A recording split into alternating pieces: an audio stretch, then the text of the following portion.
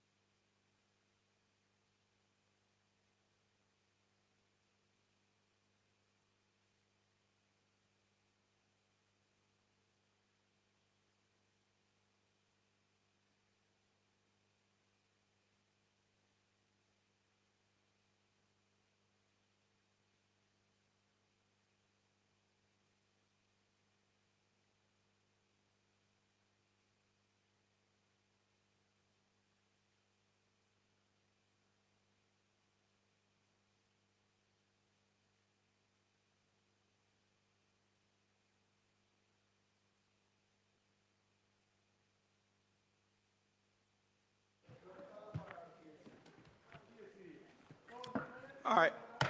Senator Abka Fitzenley.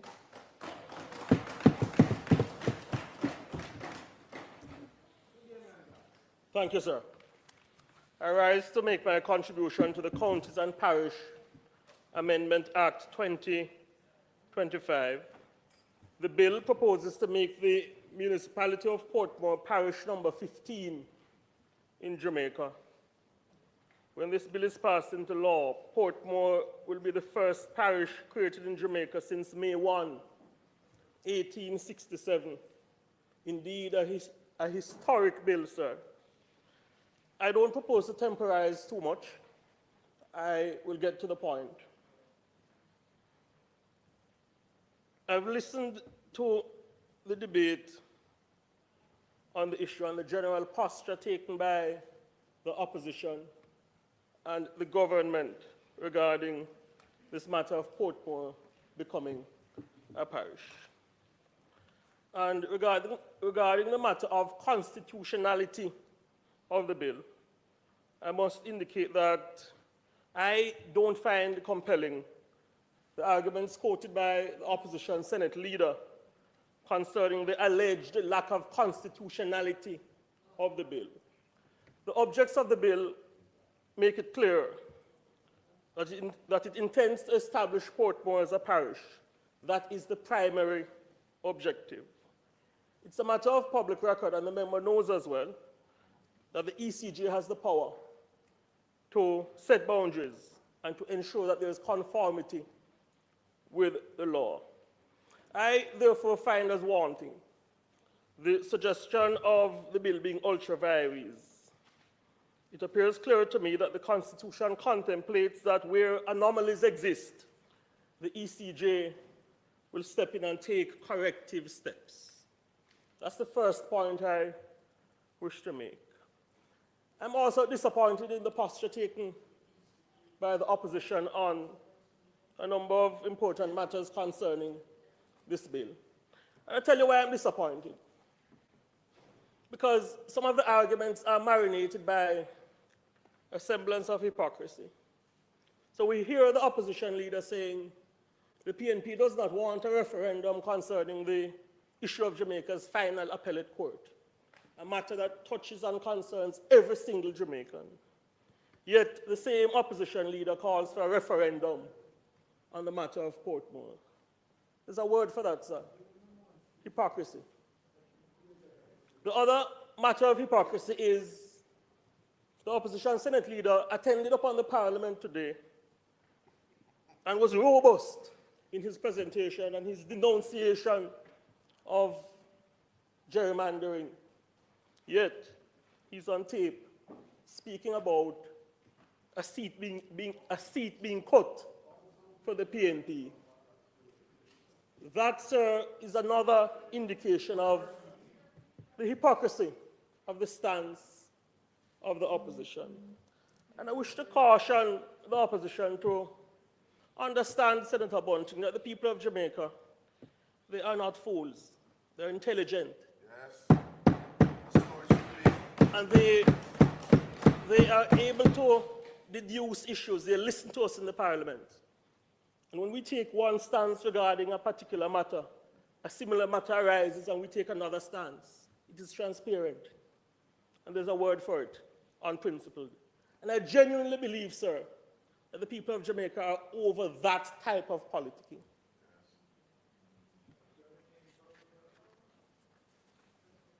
The next point I wish to make is that I do not participate in this debate because of any personal ties with Portmore.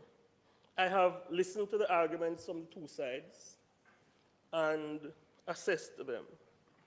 I hear reasoning coming from the government side, particularly MPs Terrell and Miller, who submit that parish status will bring increased stature to the people of Portmore, who already have a unique sense of identity and no doubt will take great pride to assert that they reside in the locale. That is not an afterthought, not merely considered a key part of a parish, but that they reside in the parish of Portmore. I've heard the MPs on the government side indicate that they look at the glass half full, not half empty. And regarding the issue of medical institutions in Portmore, they say, look, in 1867, St. Andrew was declared a parish. It did not have a public hospital until the mid-1950s. I've heard MPs Terrell and Miller argue that parish status will give them, as representatives of the people, added impetus, a greater platform to argue for benefits for the people across many sectors: medical care, security, welfare, and commerce. And I've heard the MPs argue as well that the taxes paid by the people who live in Portmore, and no matter how Senator Crawford, I'm happy has entered at this juncture, seeks to spin it, currently only a percentage of the taxes paid by the people of Portmore goes to the local. That's a fact.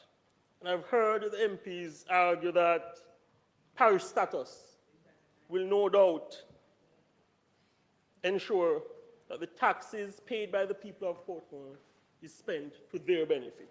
I find those arguments are very compelling. I've heard the MPs advocate as well that the move to make Portmore a parish will bring added impetus to the vision of Portmore becoming Jamaica's own Silicon Valley, and that it will mean an increase in property value of businesses, and thereby expanding the economic portfolio of people who live in the locale. And critically, the key argument is that given that the administration of Prime Minister Andrew Holness campaigned on the issue of Portmore becoming a parish, we put it in our 2020 manifesto and got the ultimate mandate from the people. Making Portmore a parish will build the people's trust in leadership in Jamaica, that in the interest of the people of Jamaica, we will do what we say we will do.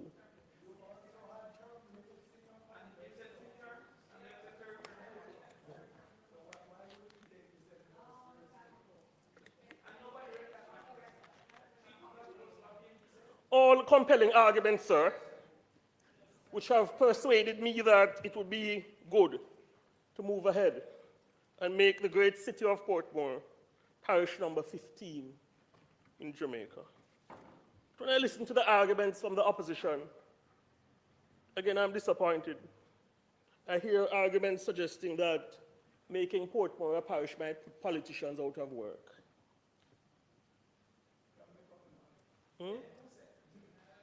Oh, it might displace a mayor. It might displace another mayor. Those are the arguments I hear coming from members of the opposition, including in the lower house of Parliament.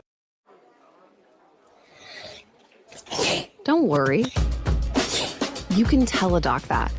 For just about everything health-related, even that stubborn cold, you can tell a doc that. Above the interest of a few genetically or politically connected individuals.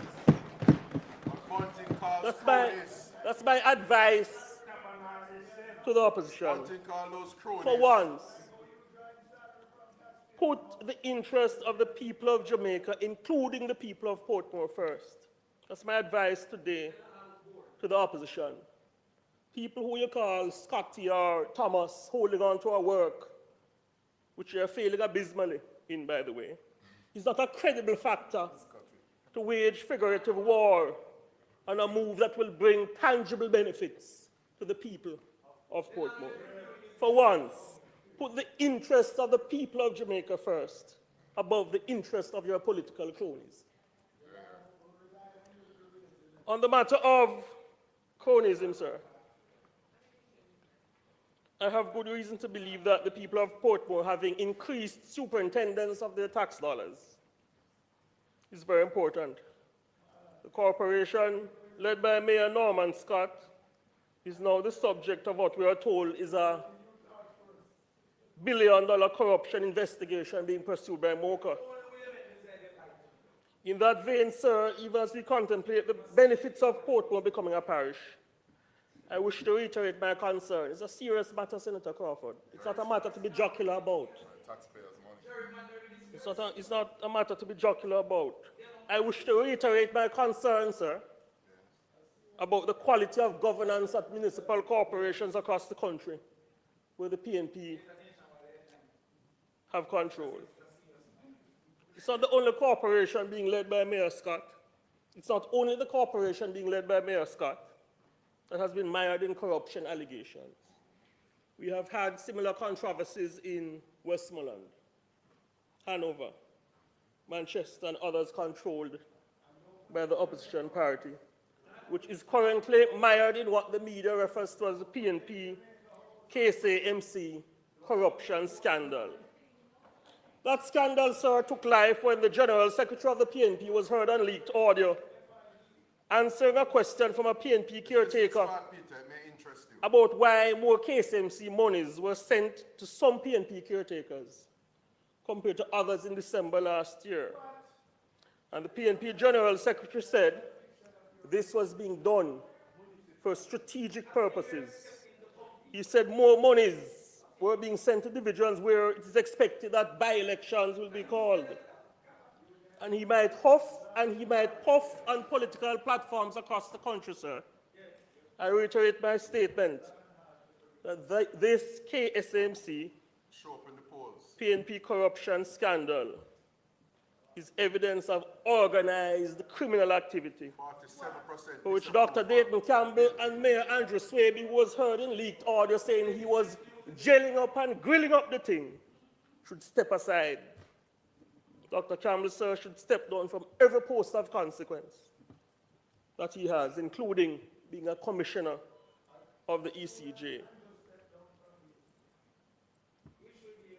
And I've heard Dr. Campbell on political platforms across the country drawing a false comparison between him and an icon of the dance hall. A false comparison, sir, because the comparison he drew with Rodney Bounty Killer Price, a man who sang Poor People Fed Up, is contrary to the posture taken by the exponent of the music, who I'm pretty sure would not countenance malfeasance and hanky-panky concerning use of public funds. I say to Dr. Campbell,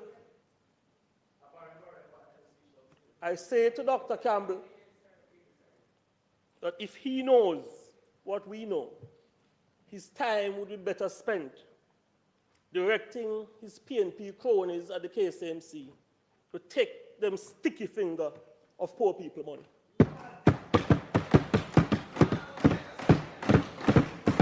And as we contemplate the use of public funds in municipal corporations across the country, before I close, I wish to ask Mayor Swaby a few questions. Is it true that scores of PNP caretakers were sent to a hardware on Mountain View Avenue to pick up supplies to give them political scarce benefits and spoils, and to fund their Labor Day activities in May 2024? And did the KSMC pay monies to this hardware? Questions are fine, here or there. Which turned over millions of dollars in supplies to PNP caretakers? These are new. and additional pieces of information which suggest that there is organized criminality, Senator Bunting, at the KSMC under the leadership of Mayor Andrew Swaby. And consequently, I make a call, sir, for the major organized crime and anti-corruption agency MOCA and the Auditor General to launch an investigation into spending by the KSMC during Labor Day 2024. I call for a serious investigation into that spending. The fact is, sir, these sorts of sordid developments at municipal corporations controlled by the PNP confirm that Portmore Rail will not be at a loss when it is given parish status. I have already alluded to the benefits to the people.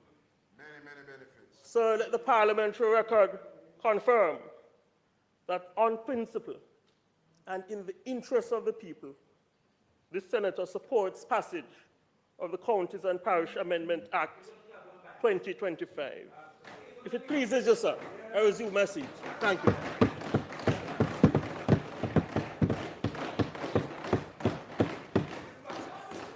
All right.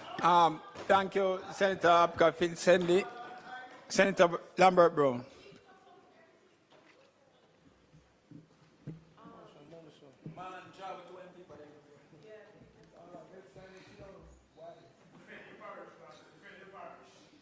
Mr. President, no, I don't need that. Mr. President, listening to the debate, especially the contribution of the two of the newer members of the Senate, is really a disappointment. And even further, I hope, Dr. Thompson, you will lift the bar. I rely on you to do that. The law, Senator right?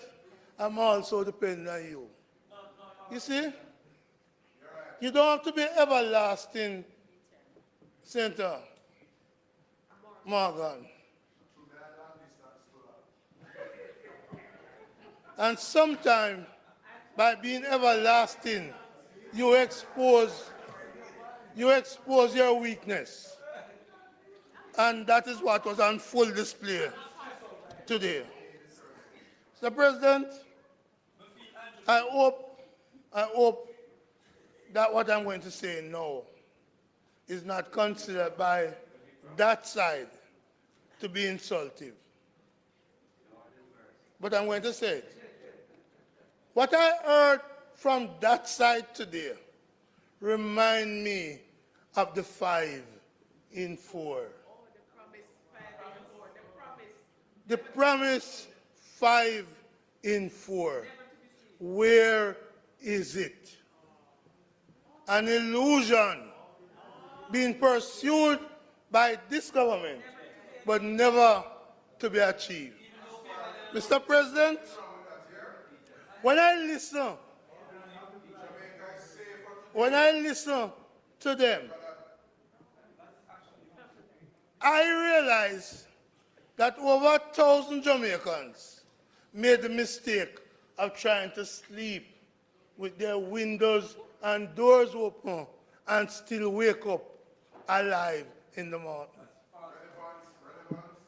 So, I hope it's not insultive to them to remind them of those 2 promises.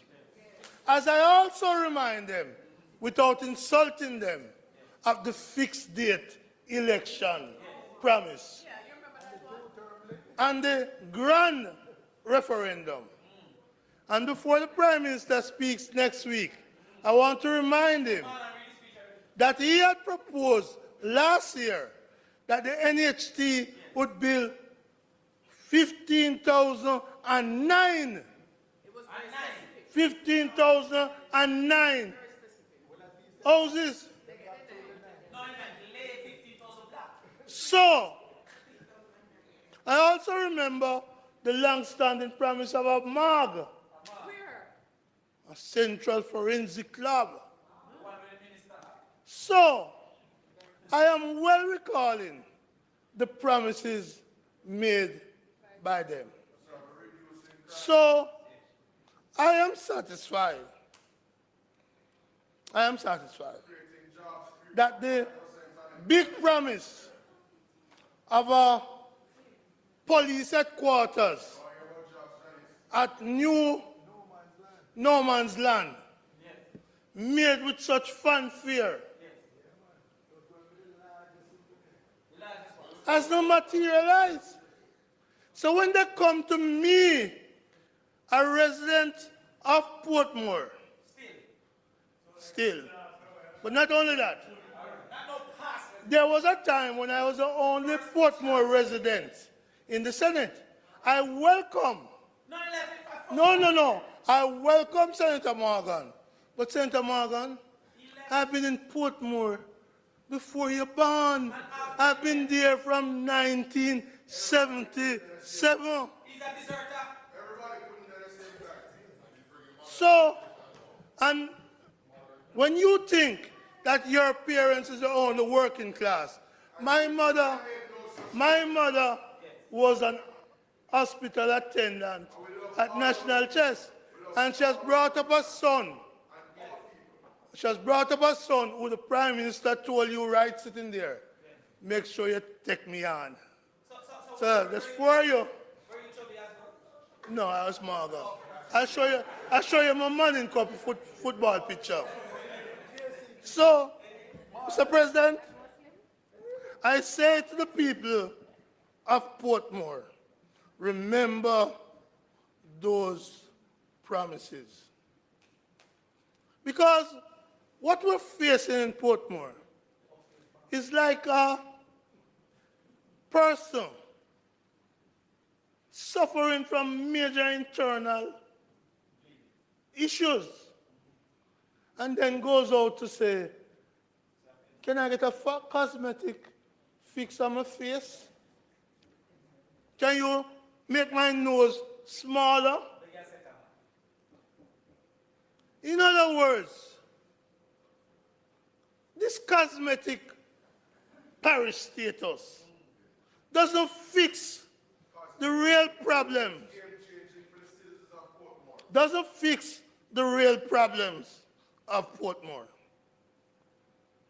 And before I go to some of the real problems of Portmore, which Senator Gale points, he recognizes that. I just want to deal with some things that were said earlier. I'm not interested about viewership. Mr. President. Andrew text me and say he will come back home. Mr. President, Mr. President, let us be clear. We have been told that this bill is to fix what the colonial enslavers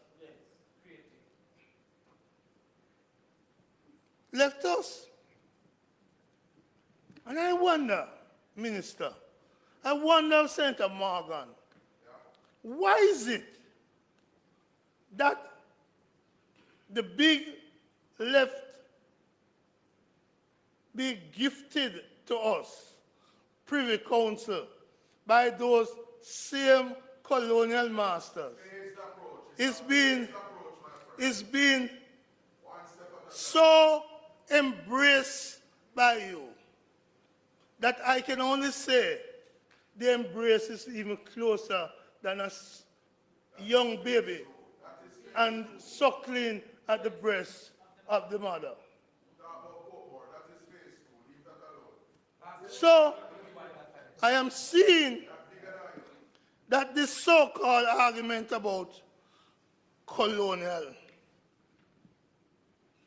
is a myth because they believe in the Privy Council, which make laws, which govern us, which says whether or not our government is active. So, they are hugging up the Privy Council. like a baby suckling at her mother's breast. And they should be ashamed to prefer argument here that is an anti-colonial move while they're coming with the 15th parish. We said no such thing. We said in as much as the colonial administration. Mr. President. All right, Senator Morgan. Thank you. And the next point I want to make about what was said earlier by the minister. The minister said, we want more for Portmore. So nice, minister. But look at clause 2B of this bill. It excludes part of Portmore. That's what you're asking us to do. Exclude, 2B says. Lakes Pen, Grange Lane, that means the KFC at Independence City gone. Gone to St. Catherine. Lime Tree Grove, Quarry Hill. This is not making Portmore, giving Portmore more. This is taking away from Portmore. So we must down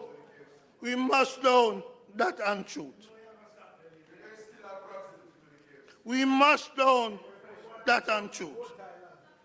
Mr. President, then we put on at Goat Island. Yes, them give us Goat Island now. Them take away that from Wilmington. Mr. President, in the memorandum of objects and reasons, this is stated. It is envisioned that the designation of parish status and the municipality will strengthen the lobbying capacity. Just call us a parish and we have stronger lobbying capacity. And you think we would believe that? It goes on. It goes on. Empower the citizens to be more independent, to more independently chart the course of development. We are already doing that in Portmore. We even have advanced governance. We elect our mayor. Minister, what you're doing to the citizens of Portmore is taking my 2 votes. You're taking away my 2 votes. You're taking away my 2 votes. I am allowed to vote for the councillor, and I'm allowed to vote for the mayor separately.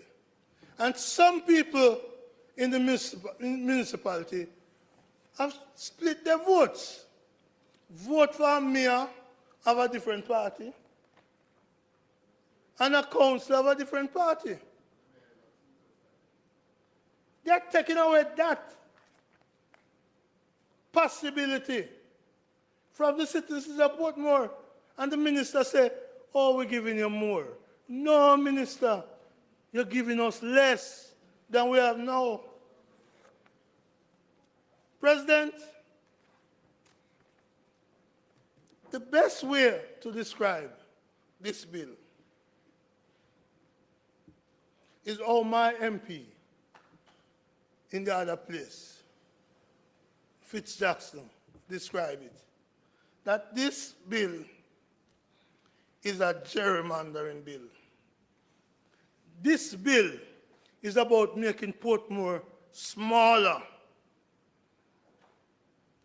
This bill is about the theory of the JLP not to surrender Jamaica to the will of the people. And it has been stated earlier that a senior member of the Jamaica Labour Party, is quoted as saying the following: the most difficult of the 3 was Portmore Pines, and we have made it much easier now. I've been fighting before 2011 when we had the last boundary change that Portmore should not go to Spanish Town. And today I'm happy to say that we have the boundary that we wanted all along. Quarry Hill, Lakes Pen, Lime Tree Grove, Grange Hill, and that side will no longer be in Portmore Pines. This is the real purpose of this bill. Warmington said so. This is the Warmingtonization of Jamaica. It is the Warmingtonization of Jamaica, and that's not a good example for our people to follow. Chairman, let us be clear. What this bill does is to advance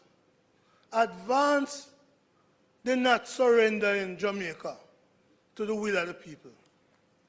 Once upon a time, we had an active political ombudsman that is now hidden in the back corridors of the ECJ. And since the laws passed, removing them to ECJ, we have not seen or heard anything about the political ombudsman activities. This is also, we have seen the not surrender in Jamaica to the will of the people, that the parliamentary committees that used to be headed by the opposition, that has disappeared under the spurious argument that it will be better when government sit. The record has shown that to be a big scam. We have seen, as Senator Bunting pointed out, the unrelenting attacks on the Integrity Commission.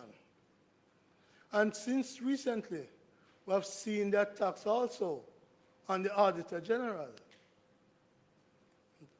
Part of the not surrendering Jamaica to the will of the people, has shown itself in constitutional amendments brought to, poor fellow, brought to the floor of the parliament and passed by a majority. So, what is clear to us, that this is not a bill to build a Silicon Valley or a little Miami. This is a bill designed to denude the people of the power to elect their own mayor. You see, when I tell you about the chicken, I meant it. They must stop serving chicken for lunch or breakfast. No, I am not. Let me tell you.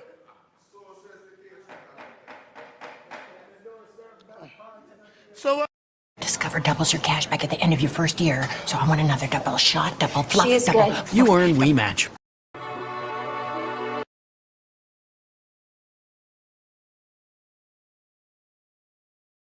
to become a city,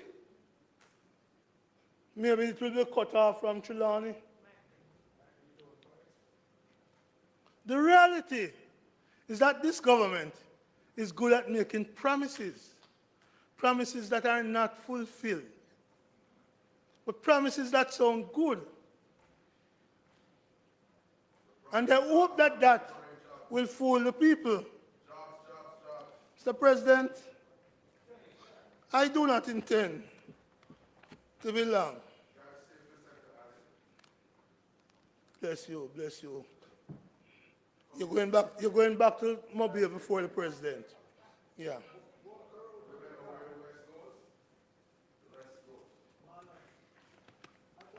Mr. President, the people of Portmore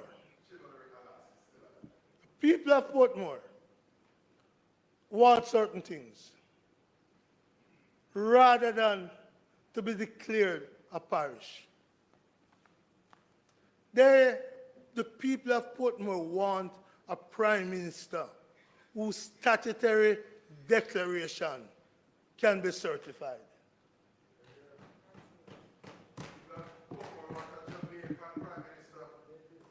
The people of Portmore want a prime minister who is not under investigation for illicit enrichment. Senator, The Senator, people want- stop. Please, come on, Senator Brown, man. You're a senior senator, you know. You're a senior. They And yes, came sir, here I and want you talk to, about- Senator Brown. They I came here and wish talk Senator- about St. Catherine Parish Council. Senator Brown, please, Senator Brown, and you are fully aware of Standing Order 35-2. And I'll ask you to just stay away. Go, Senator Brown, Senator Brown, stop right there. Just stop right there. Hold a second for me, please. You see where I stopped you? Don't go back. Move forward beyond, and I'm telling you to move forward from where I stopped you. And if you make another comment on that, I'm going to ask you, Senator Brown, you cannot speak while I'm speaking. Your mic is not on. Okay. I'm asking you to abide by Standing Order 35-2. What you're going to do for me is that where I stopped you, and it's the topic on which I stopped you, don't go back there. Move forward. All right? And Senator Morgan, all right? And Senator Morgan, I'm going to ask you, because we have had a long day. Please, just tone it down so we can get through the speeches in silence, right? And everybody can hear what each other has to say. Thank you very much. The people of Portmore want Mark Golding as Prime Minister. And they want Mark Golding because he's certified. The people of Portmore want Mark Golding because he's not under investigation for illicit enrichment. Mr. President, the people of Portmore, yesterday, for 12 hours, there's no water in my house. Yesterday, and as a regular thing in Portmore, the water supply is inconsistent. For many days, many weekends, citizens in Portmore are without water. They want water, not a parish designation.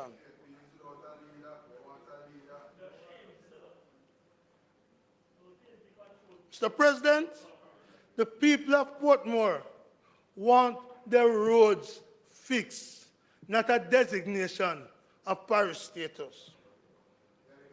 The people of I don't want to interrupt your speech, you know. You want 2 more hours? The people of Portmore are deserving and want a hospital, not a parish status. And let me make it clear. The children of Portmore who get sick have to be taken to the Bustamante Hospital for Children in Kingston. They have no CT scan machine. They have no CT scan machine. The people, the parents of Portmore and the children of Portmore want a CT scan machine at Bustamante Children's Hospital rather than a declaration of parish status.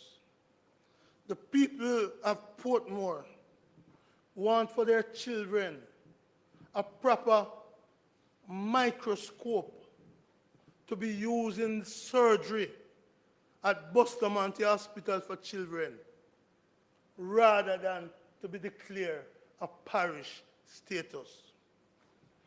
The people of Portmore want, when they get sick and they are transferred to Kingston Public Hospital, they want doctor Thompson. No, I'm going to draw you in.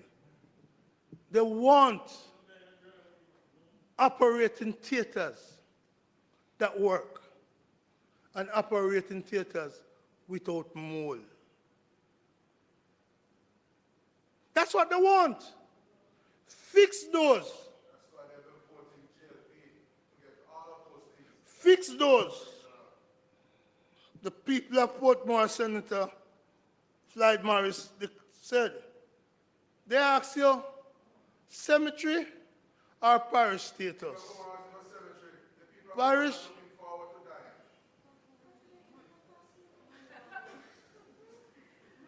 I forgive him, you know. He knows not what he's doing. So I forgive him. Senator Morgan, give me a moment. Senator Morgan, just Senator Morgan, give me a moment. You got your opportunity, and I'm certain that there are others who want to have an opportunity. So those nice, lovely comments that you're making, slip it to the next possible speaker and let them put it out that all of Jamaica can hear. All right? Because when the mic is off, they're not hearing. The people of Thank you. Portmore are not begging for Custos Rotolorum Morgan, which comes with parish status. What they want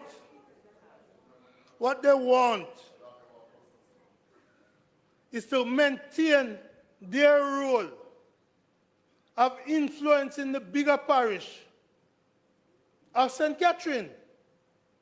This bill moves them out of St. Catherine. Reducing, Minister, the role of the Portmore councillors as part of the historic St. Catherine Parish. So, we're not asking for parish status because removing us from St. Catherine Parish Council may give the JLP more, but it gives the people of Portmore less say in a major parish. So, it's clear to me that what this government is about, they do that every day, but it doesn't stop me. And some of them have been paid. Some of them have been paid. Some of them have been paid. Right? So let us be clear. This bill, I'm sensing from Senator Morgan that the bill may be passed, but not operationalized. I sense the same thing from Senator Gale. And you know, President, we passed a bill here, the Road Traffic Act. Next thing I read, that the cameras, you can't send tickets from the cameras, from stoplights, violations, which tell me that this government is notorious for passing laws, just for passing laws, but not operational. Senator Bunting, I remember telling them, it won't work. You can't take a man from 12.5 King Street, Canterbury, and man give you that address, and you send ticket trying to find that person. Or, Pedro, Banana Ground District. Our country, makeup and culture, is different. So I am not worried that they're going to run and pass this with the majority. Because with a quorum of 8, you only need 5 people to pass this law. With a quorum of 8 in the Senate, with 5 people you can pass this law. But you know the good thing about it? Time comes. An election will be called, and we will repeal this act. Next thing, as Senator Bunting made clear, it doesn't look practical for this legislation to be implemented before the next elections. So, we rush today to pass it, but it will be of no moment. They will tick a box and say we pass the legislation, but its impracticality will weigh it down, and the people will judge them, just as the people are going to judge them on the grand referendum that promised ganja, homosexuality, privy council.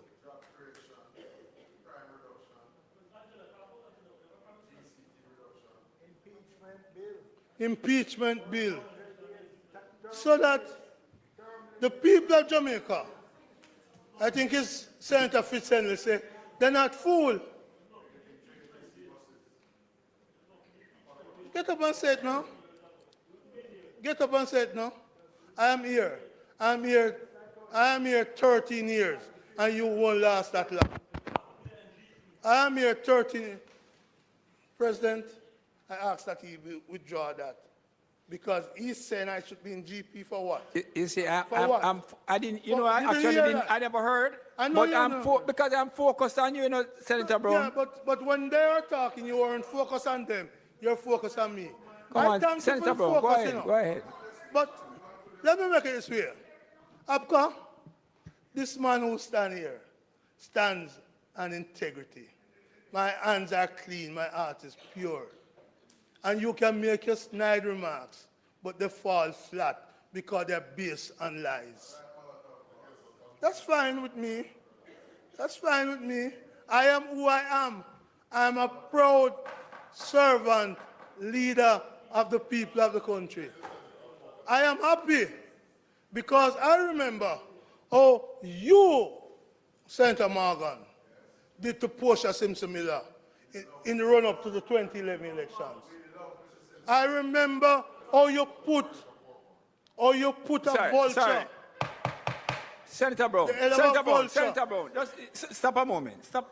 You know, What I'm trying to say. you know that I am certain that all of Jamaica that is viewing and listening to what is taking place right now, and the comments that I hear and the throwing of words, it is not good for persons who... You heard what they were saying? Sir,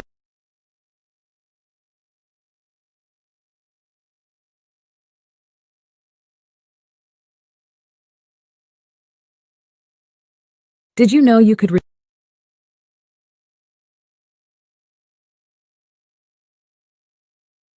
good for persons who... You heard what they were saying? Sir,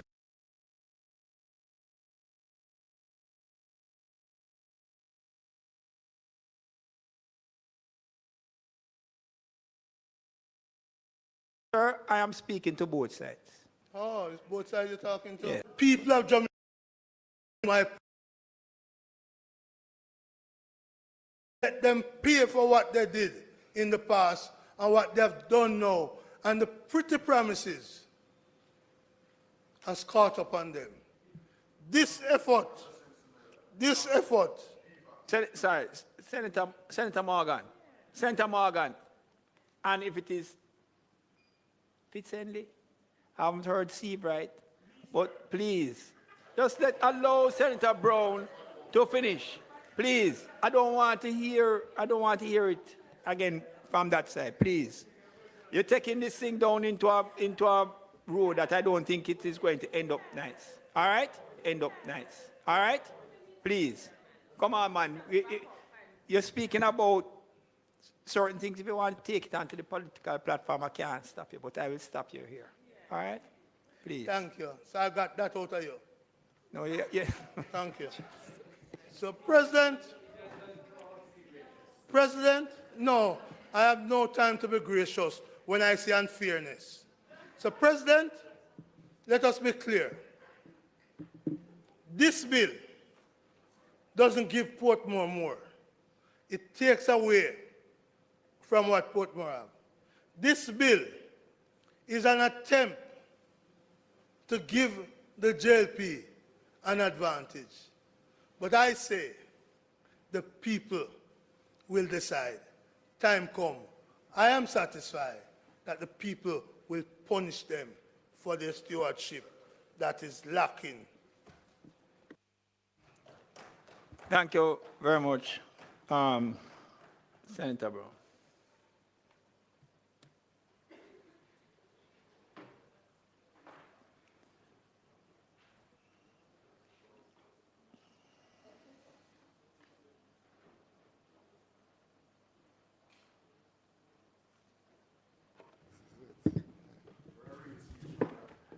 Senator C. No speech, no speech. Senator Delano Seabright.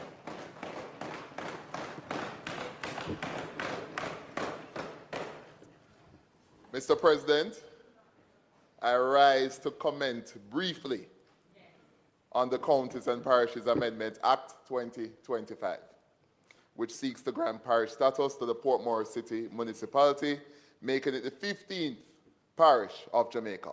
I welcome this act and express my sincere appreciation for the opportunity to speak on this historic occasion.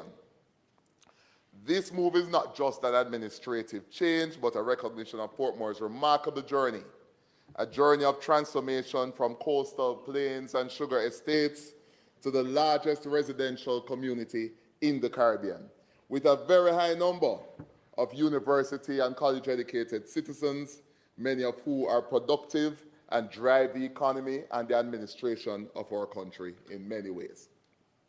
Mr. President, many Portmore residents have long seen themselves as separate from St. Catherine. This is the truth. And this formal recognition only strengthens that identity.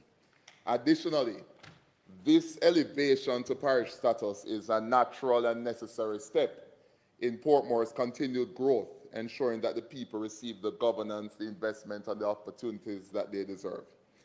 Commendations, Mr. President, are in order for Prime Minister the Most Honorable Andrew Holness, Minister Desmond McKenzie, Joint Select Committee members including Dr. Andrew Wheatley, Robert Miller, Orlando Terrelong, and the many other citizens and stakeholders and MPs and senators who contributed to making this dream of Portmore becoming a parish a reality. Mr. President, Portmore's roots stretch back centuries, and I don't need to go into detail because a lot of it was covered by colleagues here. However, in the mid-20th century, Portmore's modern transformation truly began. By the 1960s, Kingston essentially ran out of large-scale housing project spaces, leading to a bold vision for new developments in Portmore. In this year's Senate, Sir Neville Ashenheim, under the late Prime Minister Hugh Shearer's administration in 1968, described the first housing scheme, Independence City, Senator Morgan, as a vital project to ease Kingston's overcrowding. Now, under the guidance of Moses Matalon, and we should give commendation to the Matalon family for their contributions to the development of Portmore today. And his business partners, we spoke about the causeway, providing critical access to Portmore. We spoke about the Rio Cobre Dike, hence Dyke Road, to protect the area from flooding. Mr. President, these developments paved the way for a building boom, and many local entities, including Gore Developments, Wicon, which is the Matalon family, the National Housing Trust, the Urban Development Corporation, the brainchild of late Prime Minister Edward Seaga, and many others, played a crucial role in shaping Portmore into what it is today. Now, by the 1980s, the population had surged to over 77,000 persons, and by the mid-1990s, with the construction of Greater Portmore, the population doubled to in excess of 160,000, and today we have over 200,000 people calling Portmore home, making it the largest residential area in the Caribbean.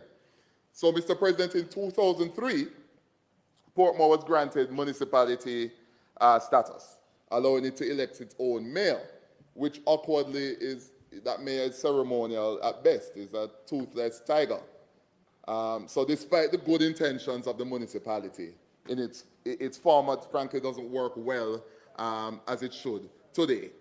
Notably, Mr. President, the Joint Select Committee on this matter, dating back to November 2020, was apprised of the fact that discussions about Portmore being designated a parish began prior to 2003. That's over 22 years ago, under the then Prime Minister P.J. Patterson-led administration. and talks about that parish, about the Portmore being designated a parish. And as you would recall, then Mayor George Lee played a critical role in those discussions too. So the Memorandum of Objects and Reasons signed by Minister of Local Government and Community Development, Desmond McKenzie, it says it is envisioned that the designation of parish status on the municipality will strengthen its lobbying capacity, one. Two, empower its citizens to more independently chart the course of development rather than being subject to the decisions being made for the parish of St. Catherine, of which the municipality, the Portmore municipality, is a part of, and facilitate the opportunity to autonomously manage any allocated resources. Mr. President, this is a necessary and long delayed correction for the people of Portmore, for the Portmore to become a parish. That is a fact. And good heavens, the last time we had any creation of a parish was 1867, under the reign of Queen Victoria. I don't foresee any of us in here seeing another parish developed in Jamaica in our lifetime. Let's just be frank. So this storm in a teacup, this hysteria, really, and this overblown pulpitry from some of our opposition senators is really unnecessary. It really is. The only other place where we expect some sort of administrative adjustment, which will not be a parish, is Negril, because Negril is a unique town that is now spread across two parishes, and we have had issues there in terms of the management of Negril between the Westmoreland Municipal Corporation, the Hanover Municipal Corporation, the police, and so on. So there's a need for a new administrative structure to be developed there, and I believe those discussions are ongoing. So there will be no new parish in our lifetime. So here we have a glorious moment to celebrate the development of a parish, a new parish, Portmore, with over 200,000 citizens, a population bigger than many other parishes in Jamaica, and a place that is so amazing in its setup, its dynamics, and its demographics. It's something we should be proud of, and we should not have it drown in political hysteria. We've got great news for seniors. The Social Security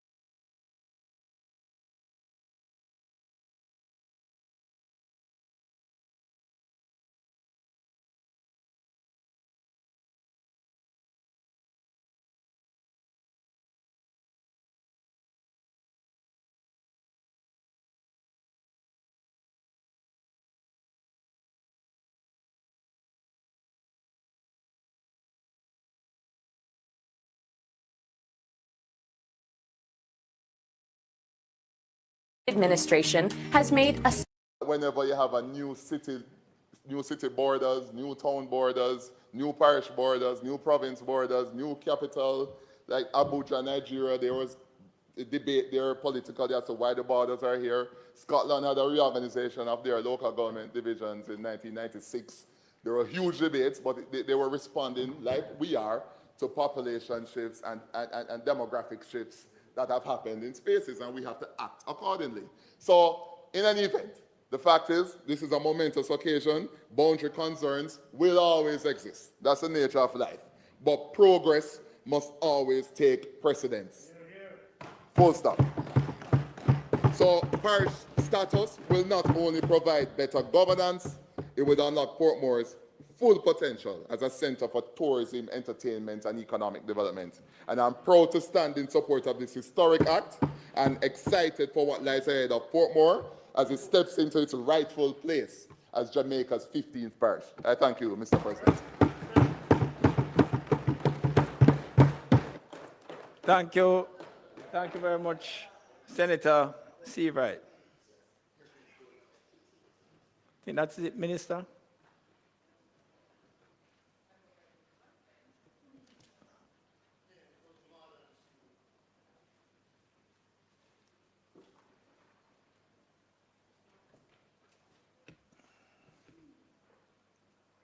Okay.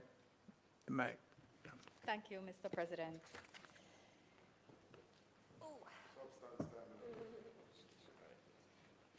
Thank you. Mr. President,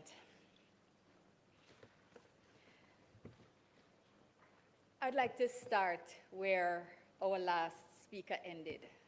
And this was on the note that this should be a glorious moment to celebrate. I like that phrase, a glorious moment to celebrate. Because here we are on Jamaica Day, celebrating the fact that as a sovereign nation, an independent sovereign nation, we are able to take decisions under our sworn authority within this parliament as senators, members of this house, where we have the great privilege of being able to make laws for the peace and good government of Jamaica as provided for in the Constitution of Jamaica. What an honor and a privilege. I think that the debate today has not been our best debate. It has not been our best debate because it has not been as reflective as it could have been of the type of unity and celebration of sovereignty that should surround our creation of the first parish that has been created in 158 years.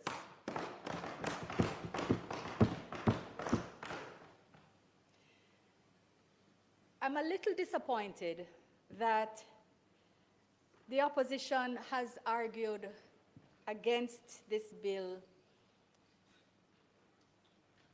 along a vein that seems to be grounded in their belief that we think this is all that needs to be done.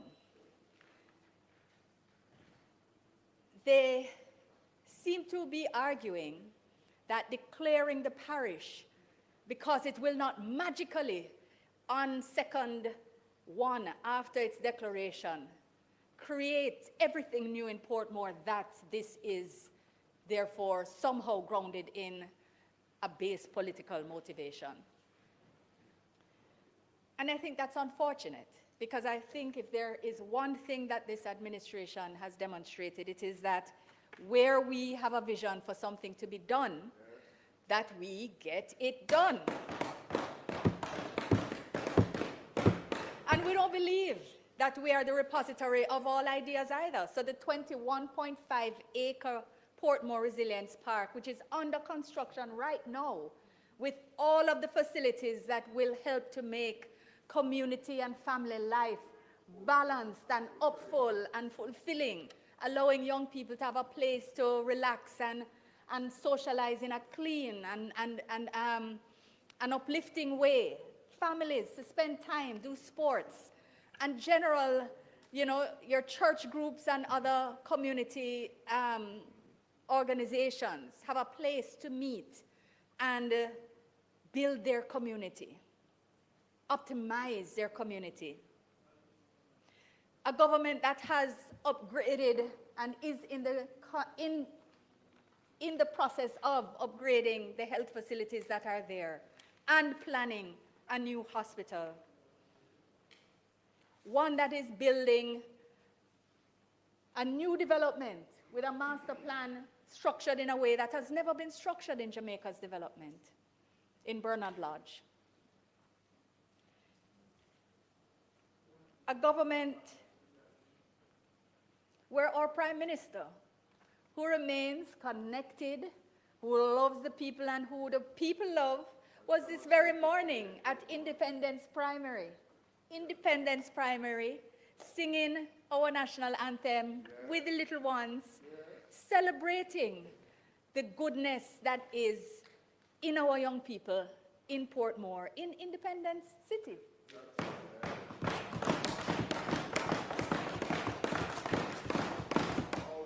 And I point that out because it is particularly fitting, not because Costas Marlon went there, but because it is a part of the very first development that gave rise to Portmore. And when the late Philip Edward George Siaga said, let us build Independence City, it was the very PNP that said, no, you're sending people to go live in swamp.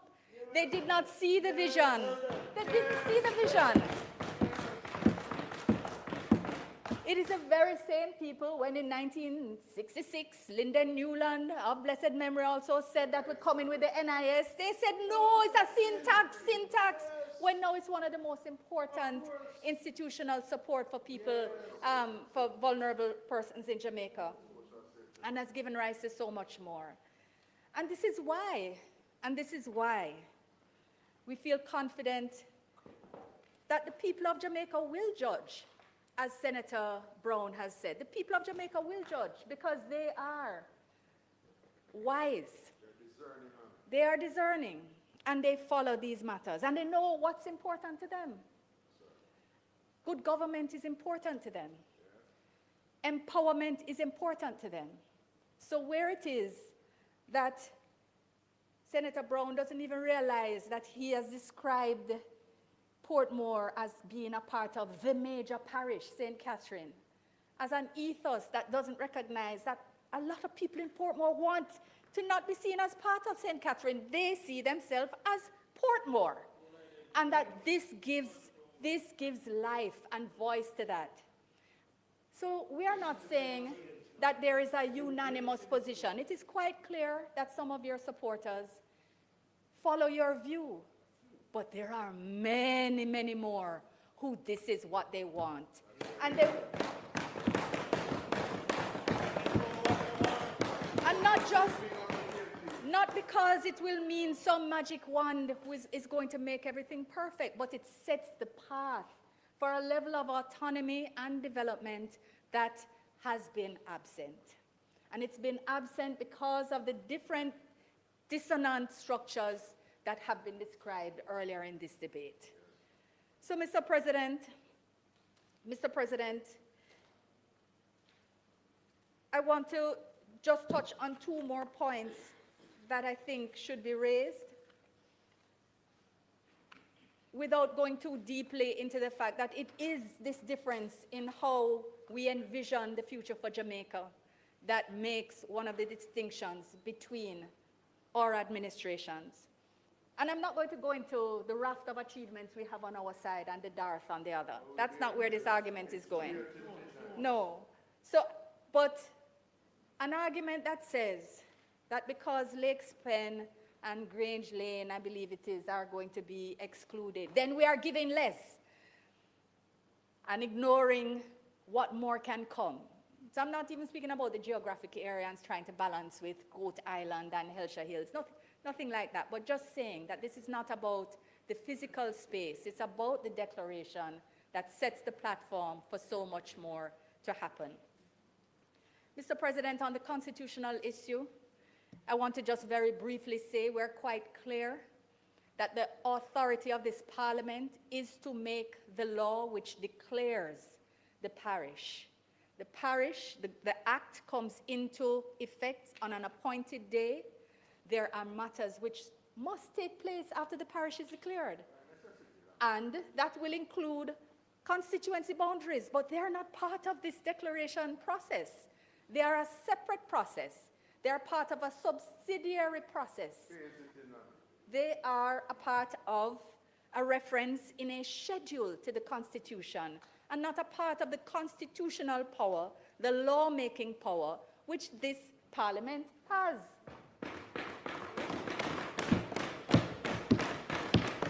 So the Parliament will declare the parish, and then the boundaries will be sorted using the normal mechanisms of the ECJ thereafter. This is not rocket science. It is a process.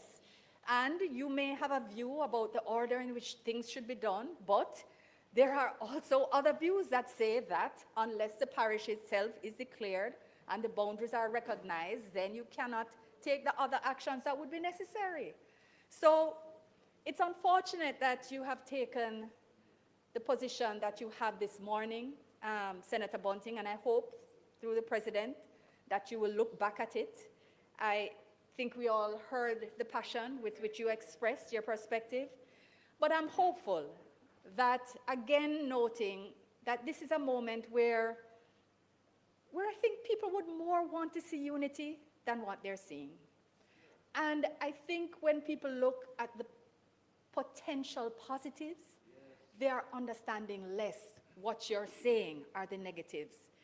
I don't think that the argument is an argument for now.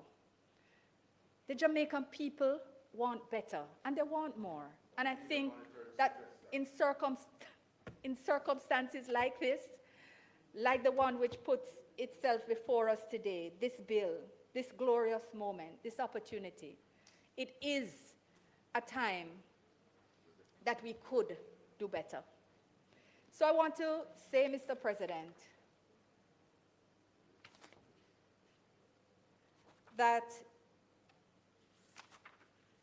just trying to make sure that I'm not disregarding any of the other very important points which were made earlier,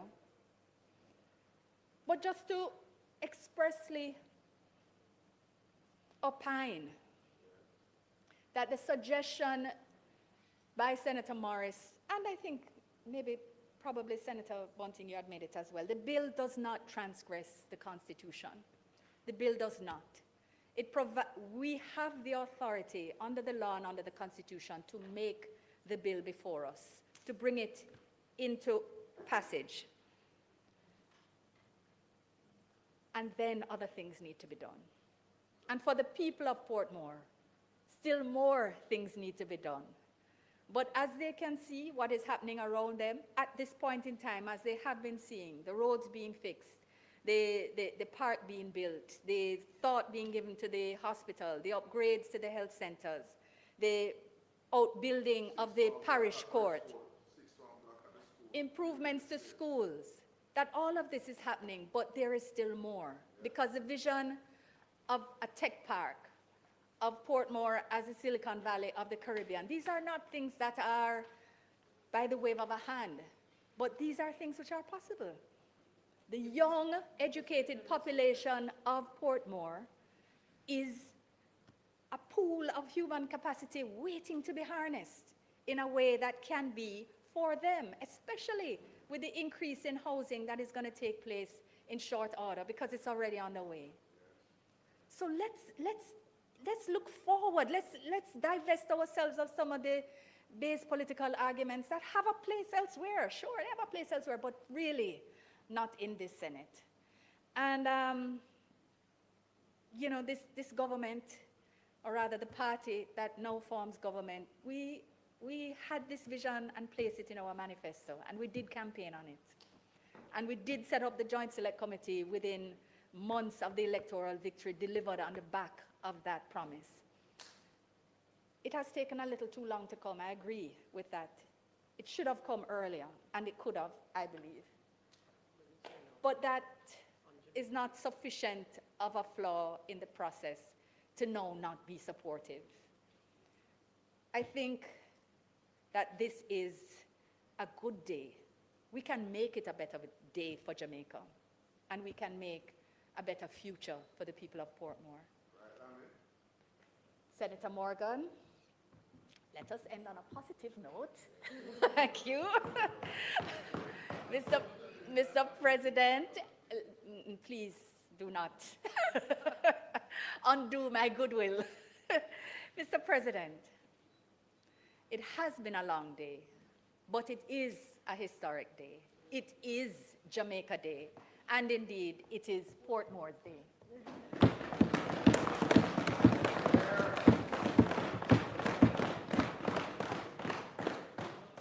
So let us, with a sense of purpose, thank everyone for their commitment to this process, even if it is that we disagree.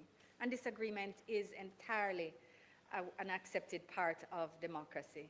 Let us proceed to third reading of the bill. I thank you. Second reading of the bill, my apologies. Second reading of the bill, my apologies. The question is that the bill be read a second time. Those in favor? Those against? Sorry.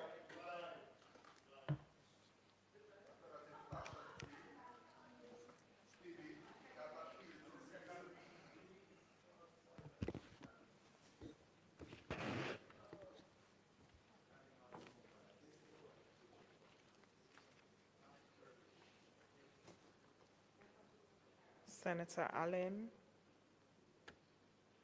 Senator Bunting,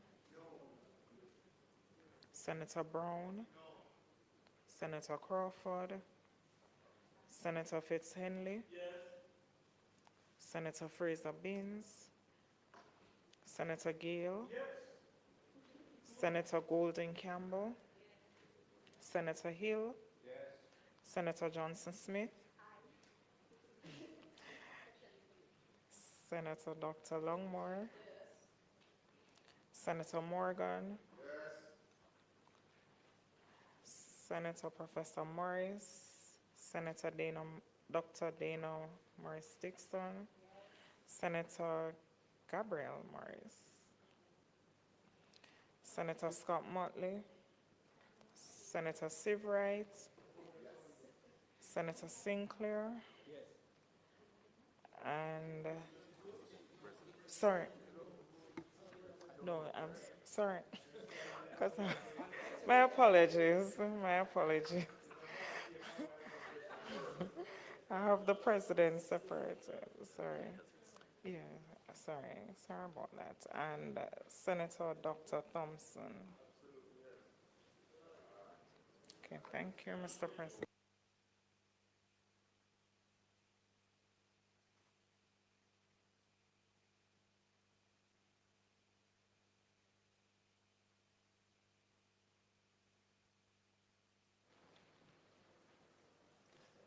All right, the result of the vote is as follows.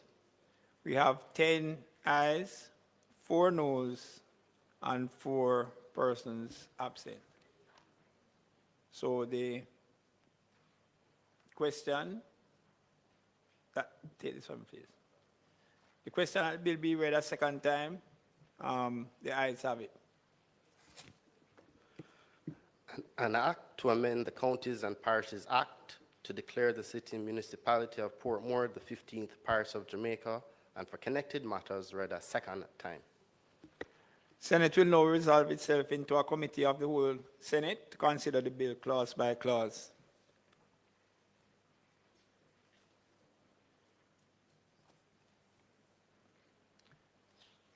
I put clause 1. Those in favor? Those against? The ayes have it. I put clause 2. Those in favor? Sorry. Senator Brown? Yeah. That's on clause 2. On clause 2, that's correct. At 2B, under AA, in the fourth line between Elsha Hills, we propose to delete and substitute a comma there.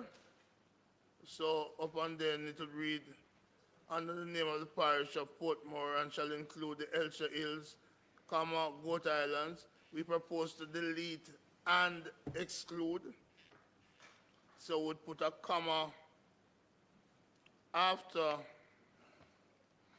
Goat Islands, and it would therefore have Lake Spen, Grange Lane, Lime Tree Grove, and Quarry, and the city of Portmore shall be the parish town thereof. So that's the proposal, which would delete and between Hill and. Bye-bye, missed payments.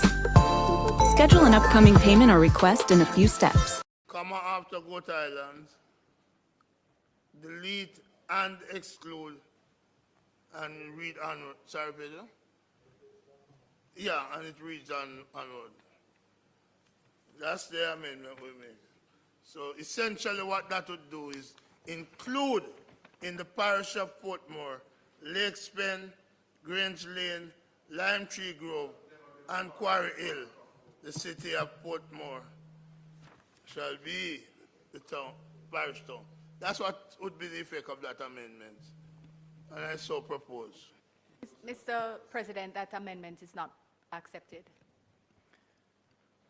All right, so, sorry, Senator Mr. Bunting. President, if, you know, the point has been made many times by the government side that this is not a political objective. The real objective is not political. Then why not just let the boundaries of the new parish coincide with the constituency boundaries?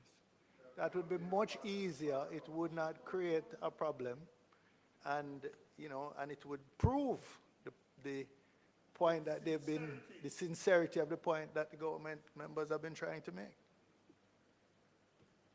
Yes, There are a Minister. lot of other ways to prove the sincerity, and it will be proven as we develop Portmore. But that amendment is not accepted, Mr. President.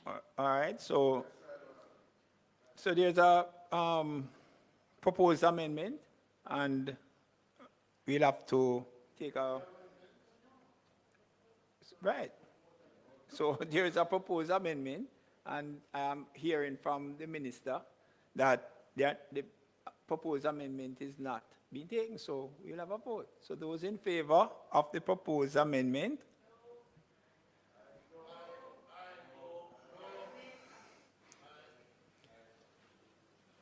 The noes have it. Well, put it this way, Senator, well, you have asked for a divide, and I won't get into my view of how I interpret that particular standing order. So go ahead, Madam Clerk. He wishes to have a divide, so.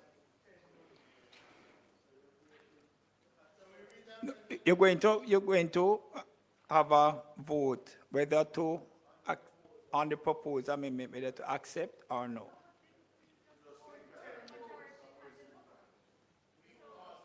No, they have called for a divide on the, sorry. Madam, no, already on the only vote that was taken was in relation to the, no, the second reading. So they have proposed an amendment which the government side is not prepared to accept, and they have asked for a divide, although I heard the no's being louder, but I think we went through that particular issue, and I had a view, which the Standing Orders Committee, yes. So can you go ahead, Madam Clerk, please? And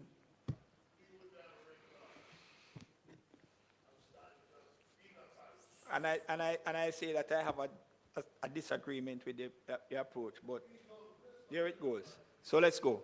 So,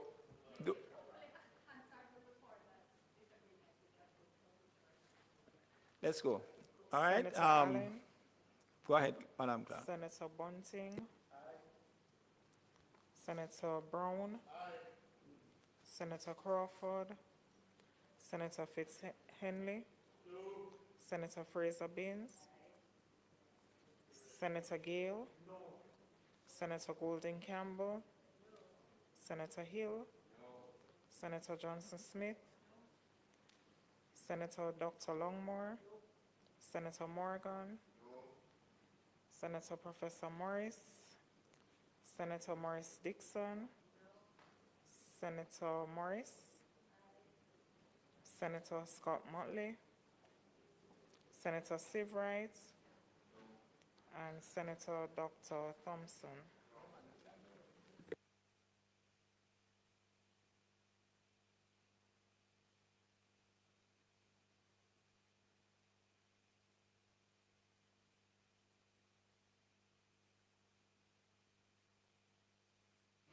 All right, on the vote as to the proposed amendment, the result is as follows.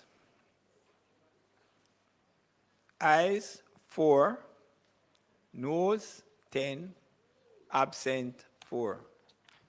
So, in respect to the amendment proposed by Senator Lambert Brown, not accepted, so I move to clause 2. Those in favor? Sorry, those in favor? Those against? The ayes have it. Clause 3. Those in favor? Those against? The ayes have it. 4.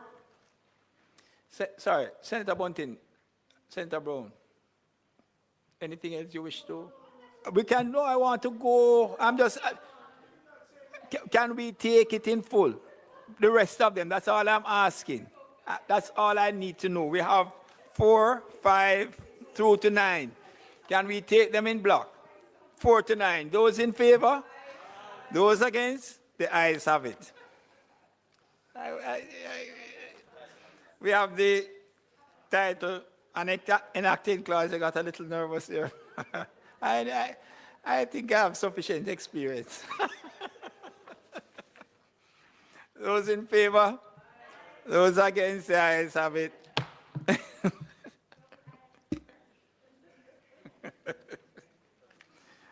The question is that I do report the bill as having passed committee stage without amendment. Those in favor? Those against? The ayes have it. I do report the bill as having passed committee stage without amendment. Minister?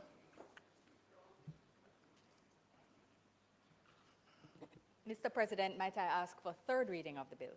Question is that the bill be read a third time. Those in favor? Those against? The ayes have it. An act to amend the Counties and Parishes Act to declare the city municipality of Portmore the 15th parish of Jamaica and connected matters is read for a third time and passed.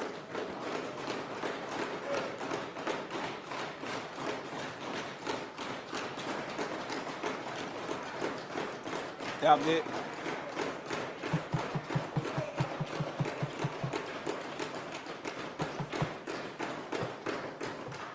Ms. Lowe, assign.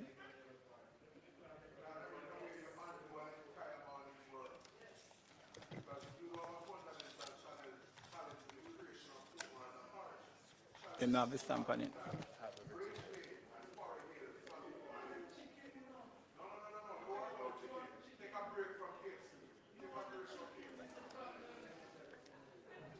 All right, members, as I said, we had a long day, and I sat and I listened, and I tried to ensure that peace reigned. Yes, but I think we did well.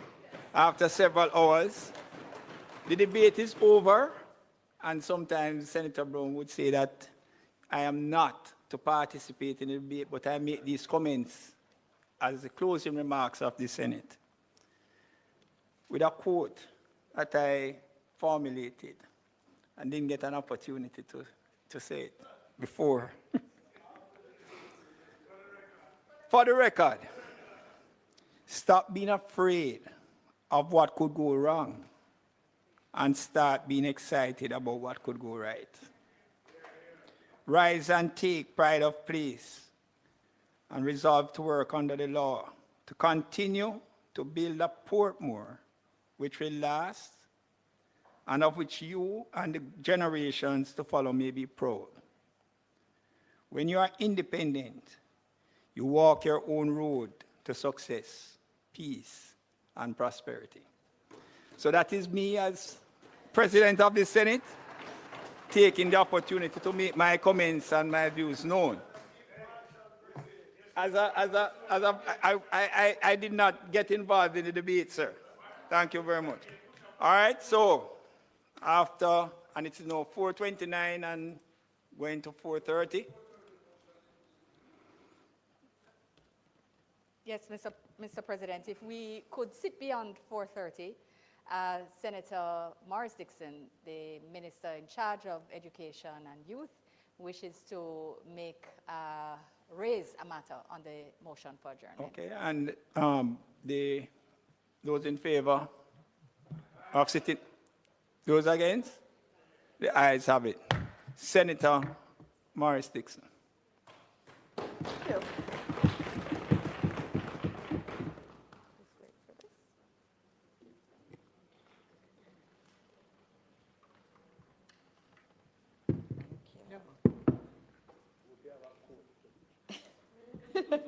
Mr. President, what a beautiful day it is today. And today we observe Jamaica Day 2025, and we do so with profound appreciation for the values that define us as a people and the prosperous future within our grasp. This year's theme, Celebrate Jamaica, steaming towards the future, honing good character, was quite telling as a reflection of not only where we are going, but on who we are becoming as a nation. And I feel that it is quite fitting for the debate that was quite historic that we had today on Jamaica Day, which was declared by the Governor General to be the last Friday of February every year. And of course, I want to acknowledge the decor here and thank the clerk and her team for keeping in the theme. I know it was for before, but you've maintained it, and it's beautiful to walk in here on Jamaica Day and see the celebration of Jamaica's colors here. So thank you and the team for that. Today I spent my morning with students of the Excelsior Primary and Infant School, Excelsior High School, and the Excelsior Community College. As I walked the campus, I felt their energy and their vibrancy. I saw their potential. And I have a little gift here from someone from the primary school. He looked at me and he told me how beautiful I was, and he wanted to give me a bracelet. And I told him I would wear it and I would say his name. And his name was Drayden Richards, who gave me this lovely bracelet this morning. As Minister of Education, Skills, Youth and Information, I see the incredible potential of our young people every day. They're ambitious, creative, and bold. The ingenuity of our youth is limitless. This morning, Mr. President reminded me that as a people, we're at the crossroads of progress and tradition. We must recognize that while technology, innovation, and education will drive our country forward, it is character, our integrity, our discipline, and our collective sense of duty that will determine the quality of that future. Mr. President, our history is rich with examples of character shaping our destiny. The Right Excellent Samuel Sharp did not just fight against oppression. He did so because he believed in the fundamental right of every Jamaican to live with dignity and freedom. His courage was not convenient, and it was not cheap. Mr. President, it was principled and strong. The Right Excellent Marcus Garvey did not just dream of a self-reliant people. He preached and practiced self-determination because he understood that true empowerment starts with self-discipline and moral strength. Our first national hero spoke when it was not popular to do so. Our cultural figures have also echoed the message of good character through music, literature, and storytelling. Bob Marley reminded us that the greatness of a man is not in how much wealth he acquires, but in his integrity and his ability to affect those around him positively. Miss Lou taught us to embrace our identity with pride and to uplift others with kindness and humor. Even in our simplest proverbs, every mickle make a muckle, we hear the wisdom that prosperity comes from patience, perseverance, and doing what is right, even in small ways. Jamaica has thrived because at critical moments in our history, we have chosen character over compromise, principle over convenience, and unity over division. Mr. President, we are a nation of achievers, and we see that clearly now. Our economy is stable and working for the Jamaican people. Our infrastructure is being improved at an unprecedented rate. Our unemployment rate is at an all-time low, and very importantly, our communities are becoming safer every single day. Mr. President, character education will be at the core of our national development strategy. My predecessor in the Ministry of Education, the Honorable Favour Williams, reintroduced civics into our schools to remind our young people of many great characters of our past.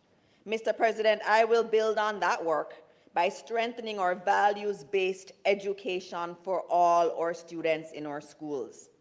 Mr. President, in our classrooms and our homes, we'll be teaching respect, honesty, accountability, and empathy.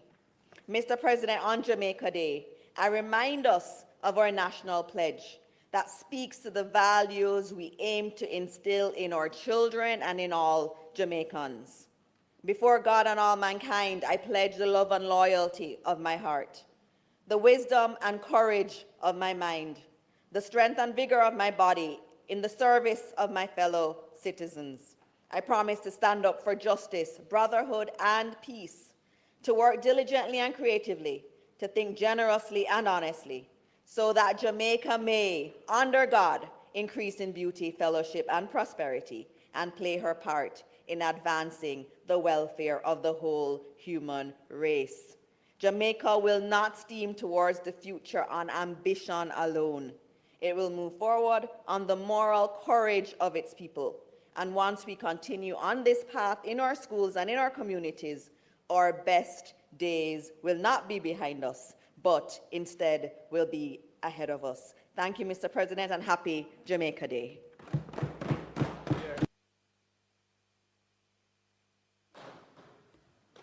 Senator Gabriela Morris. Thank you, Mr. President. I want to join with my colleague in recognizing today as Jamaica Day. It is indeed a recognition of our place on the world stage and how much we've accomplished as a superpower, a small one. It speaks to our resilience, our cultural heritage, our music, or art, and all that we have contributed to this world we celebrate today. But beyond celebration, Mr. President, today is also a reminder of our shared responsibility to build a Jamaica that offers opportunity and development for all Jamaicans. And I join with the Minister in her recognition of the importance of character building. I've said in this place more than once that there is a need for a national program that focuses on values and attitudes. And I believe that it must go further than our schools, because when these children go home, they go home to parents. And so it has to be a national emphasis for us to teach Jamaicans self-respect, respect for the country, respect for the values that we hold dear. And I also want to remind us in this place as leaders that we have an important role to play in encouraging these values that we hold dear. It is also important that as we celebrate Jamaica and how far we've come, we look realistically at how much further we have to go. We struggle with inequality. We struggle with educational outcomes. And even as we are optimistic about the future, because we have always been resilient people, let us be realistic and look seriously at the challenges that Jamaicans are facing. Because while some are celebrating today, there are others who are worried about the hope for this country. And as we seek to revive hope and renew that hope among our people, especially the younger generation, we have to be serious and display to them that we, the leaders of today, are serious about the future and serious about tomorrow. And so I want to wish all Jamaicans happy Jamaica Day. May God continue to bless our little island and may He continue to guide us on the way forward.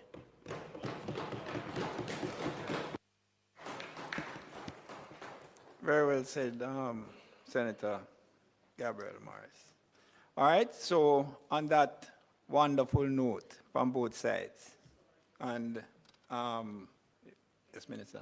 It is not intended to do any further business today, Mr. President. Might the Senate be adjourned for a date to be fixed?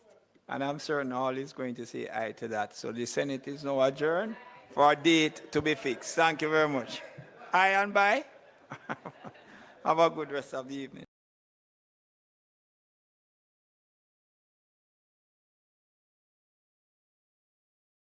Thank you all for coming on the program. Thank you all for watching this program. As the program ends with Senator Gabriela Morris, the youngest senator in Jamaica's history, in her quest for us to have attitude and values in this country, thought more.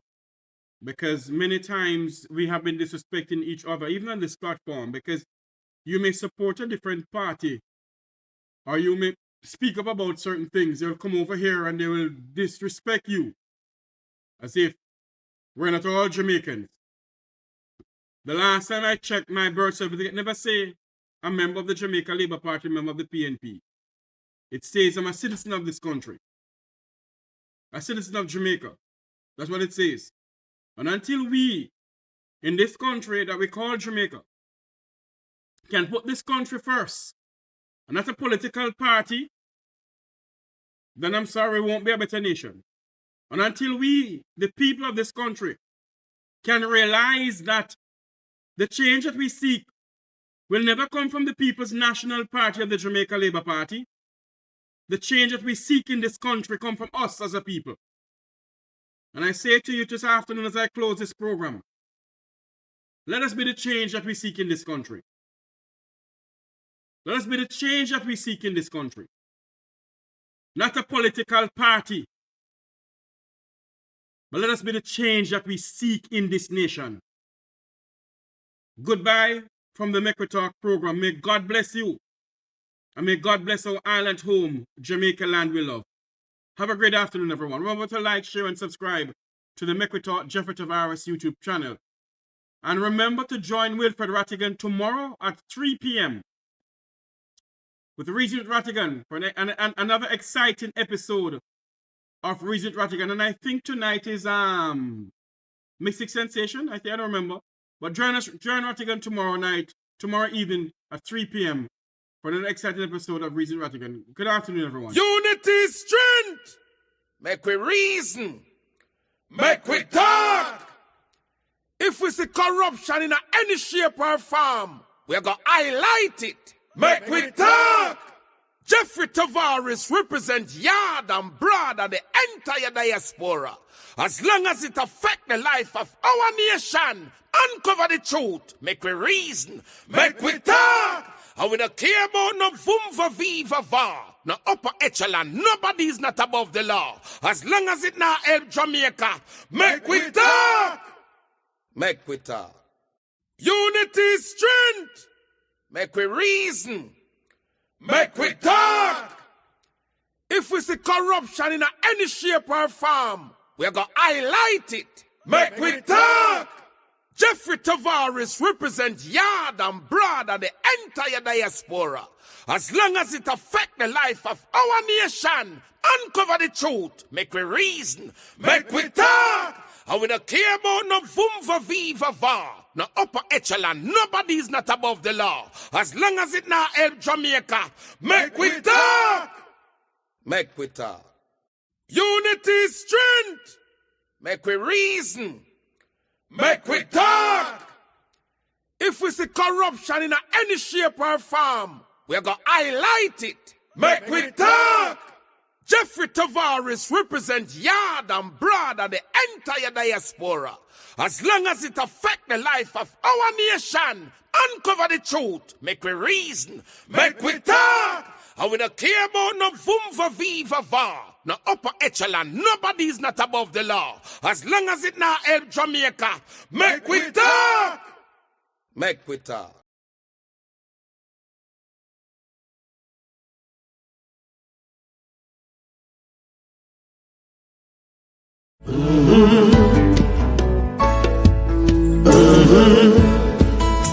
When the game gets rough and this life just seems so tough, make we talk, my people, make we talk.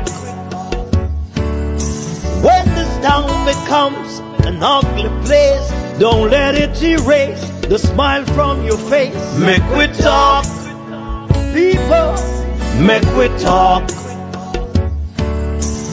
Conversation is the key, a guiding light for you and me. Spark a talk and you will see. Conflict solver A to Z. World leaders master the art of self-defense just by talk. So people, make we talk. Hey, we're living in a world that on ourselves we must depend. Make we talk.